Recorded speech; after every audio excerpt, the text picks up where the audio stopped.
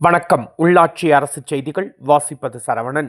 தமிழக கேரள எல்லையான வாளையாறில் 2.54 கோடி ஹவாலா பறிமுதல். ராஜஸ்தான் இளைஞர் கைது. கேரளா நோக்கி காரில் ரூபாய் 2,54,00,000 ஹவாலா பணத்தை கடத்திச் சென்ற ராஜஸ்தான் மாநில இளைஞரை கேரள சுங்க அதிகாரிகள் கைது செய்தனர்.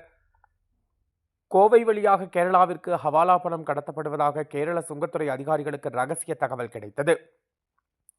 இதனையடுத்து வாளையாறு சுங்கச்சாவடி அருகே நேற்று சுங்கத்துறை ஆய்வாளர் பிரசாந்த் தலைமையிலான அதிகாரிகள் வாகன சோதனையில் ஈடுபட்டனர்.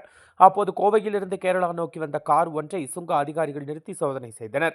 சோதனையின் பொழுது காரில் கட்டுக்கட்டாக ரூபாய் நோட்டுகள் இருந்ததும் அதற்கு உரிய ஆவணங்கள் இல்லாமல் கொண்டு வந்ததும் தெரியவந்தது. இதனையடுத்து காரில் இருந்து 2.54 கோடி பணத்தை பறிமுதல் செய்த சுங்க அதிகாரிகள் காரை ஓட்டி வந்த ராஜஸ்தான் மாநிலத்தைச் சேர்ந்த பவானி சிங் 33 என்ற இளைஞரை கைது செய்தனர். இதனையடுத்து பறிமுதல் செய்த பணத்தை பாலக்காட்டில் உள்ள வருமான வரித்துறை அதிகாரிகளிடம் ஒப்படைக்கப்பட்டது. மேலும் பணம் எங்கிருந்து யாருக்கு கொண்டு செல்லப்பட்டது என்பது குறித்து கேரள சுங்கத்துறை அதிகாரிகள் விசாரணை செய்து வருகின்றனர்.